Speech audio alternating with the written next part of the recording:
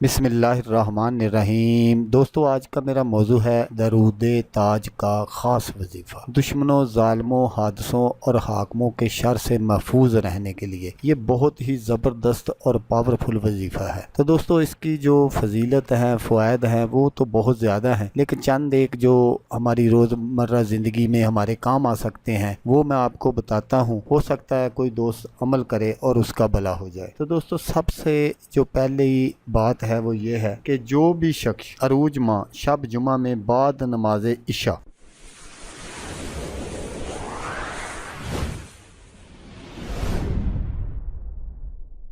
باوضو پاک کپڑے پہن کر خوشبو لگا کر 170 بار اس درود پاک کو پڑھ کر سو رہے، 11 شب متواتر اسی طرح کرے، انشاءاللہ تعالی حضور صلی اللہ علیہ وآلہ وسلم کی زیارت سے فیض یاب ہوگا۔ سحر، سیب، جن، شیطان کے دفع کے لیے 11 بار پڑھ کر دم کریں، انشاءاللہ تعالی فائدہ ہوگا۔ واسطے صفائی قلب کے لیے ہر روز بعد نماز صبح 60 بار اور بعد نماز عصر 3 بار اور بعد نماز عشاء 3 بار ورد رکھے۔ دشمنوں، ظالموں، حادثوں اور حاکموں کے شر سے محفوظ رہنے کے لیے 40 شب متواتر بعد از نماز عشاء 41 بار پڑھے۔ کشیدہ رزق کے لیے 7 بار نماز صبح ہمیشہ ورد رکھے۔ بانج عورت کے لیے 21 خرموں پر 7 بار دم کر کے ایک خرما روز کھلائے، خرما چھہارے کو کہتے ہیں، اور بعد حیض ہم بستر ہو، بفضل خدا فرزند صالح پیدا ہوگا انشاءاللہ۔ اگر حاملہ پر کسی قسم کا کوئی جادو وغیرہ ہو تو 7 دن برابر 7 مرتبہ پانی پر دم کر کے پلائے،